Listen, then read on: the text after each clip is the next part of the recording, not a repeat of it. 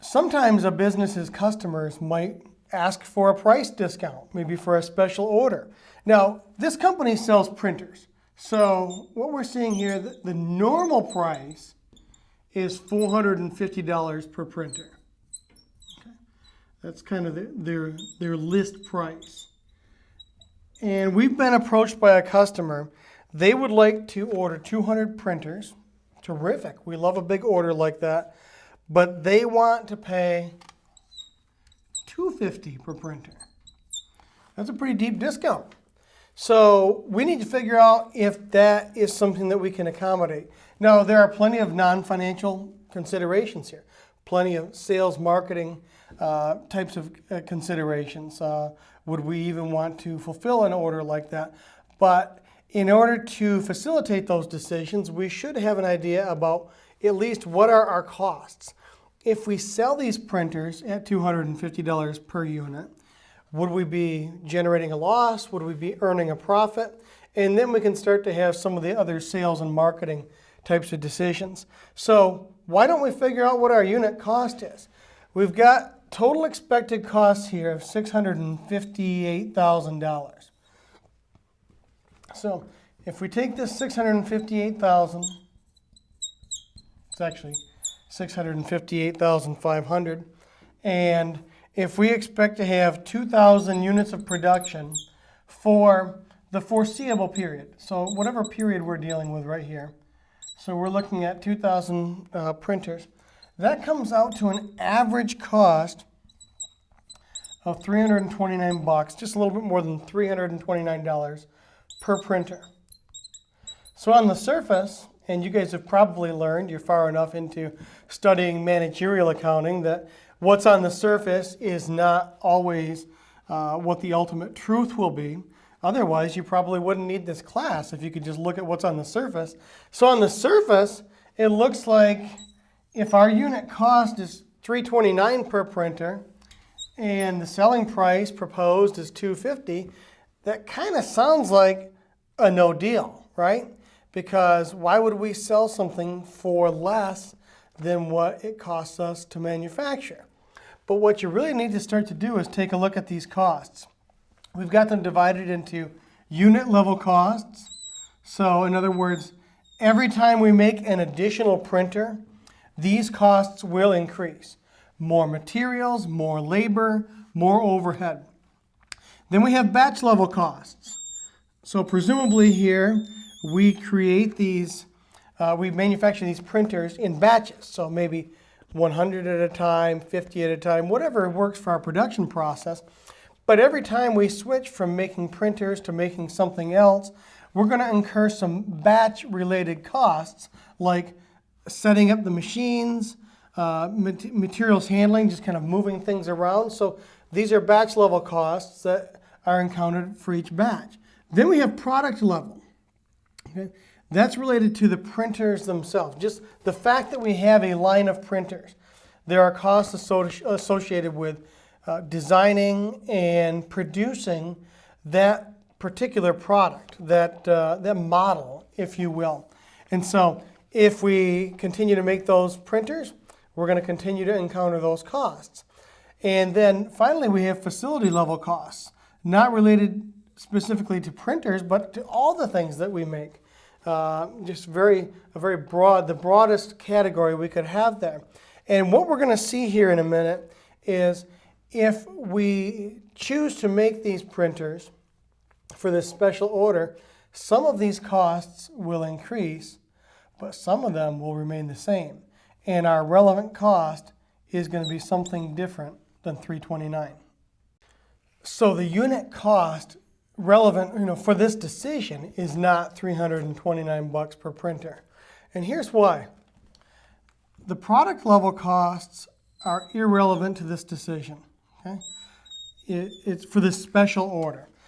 These costs will still be encountered whether we accept this special order or if we don't accept the order. And the same is actually true for the facility level costs as well. So these are not going to be part of our relevant unit cost. What is going to be relevant is everything unit level. If you make one extra printer, Your materials cost will increase by $90.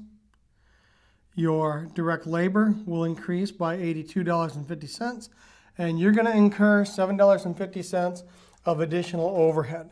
So what we can see right off the bat on the unit level costs, we've got 90 bucks for materials, we have $82.50 for the direct labor, and then we have $7.50 for the manufacturing overhead variable component. So that's $180 per unit per printer. Okay. And then let's look at the batch level cost. So before we do that, one extra printer means costs increase by $180. Now batch level, let's assume that we're going to, if we do this batch of 200 printers, the special order, we're going to do them in one batch. So what's going to happen is we're going to have incremental cost of producing one batch. We expect 10 batches for the whole year or for the whole month, whatever period of time we're depicting right here. But if we accept this special order, it will be its own batch.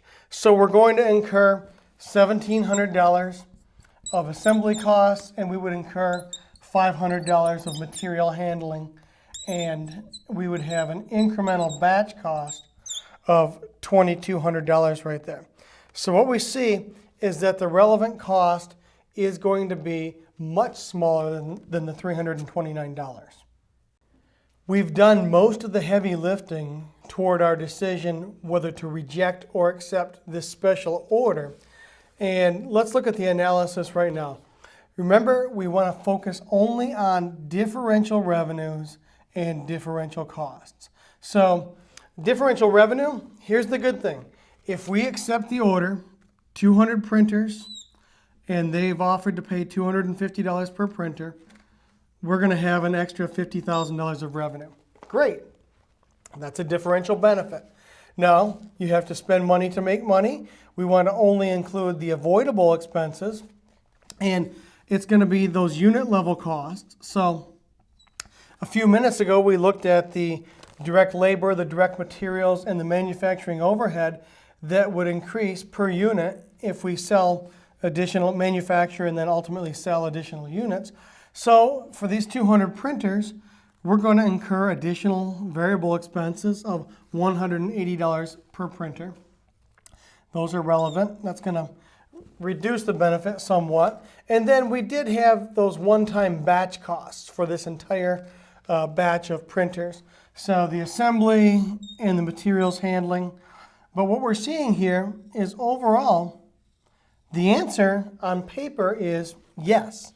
Okay, at least the answer is we could generate a profit if we accept this order. Our revenue would increase by $50,000.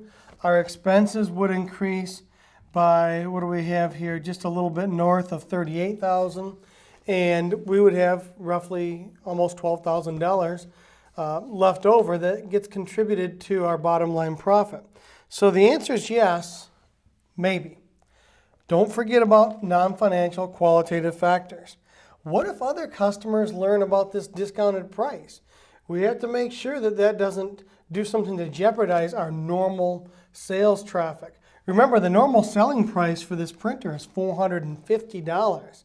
That's a pretty deep discount at $250. So our sales and marketing folks, they're going to have to make that determination. We're going to have to make sure that we don't eat into our other business. And the other thing to think about is this. If we determine that it's acceptable to do this one-time special order, that's fine. But we have to remember that this price of $250, that's for this one-time order. That would not work on a sustainable basis for in the long term, for the entire year or just as a general overall pricing. Because at $250, remember our unit cost was about $329 per printer overall, including those facility level costs and those product level costs. Well, they're not completely irrelevant.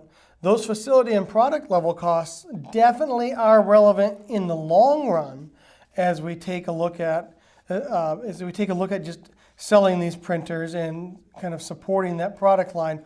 So the takeaway is this. The price of $250 might be okay for this short-term, one-time special order, but that would not be sustainable in the long run as the normal selling price for this product. Don't forget about opportunity cost. Easy to overlook because it's not necessarily staring you in the face. It's not listed on an income statement. But let's think about this. If we don't accept this special order, then we could lease out some of our space to somebody else and we could earn $15,000 to a third-party tenant, okay? Now we have an opportunity cost. So the relevant costs that we looked at just a moment ago, those are the same as before, okay? Differential benefits, differential costs, those don't look any different than what we had just a moment ago.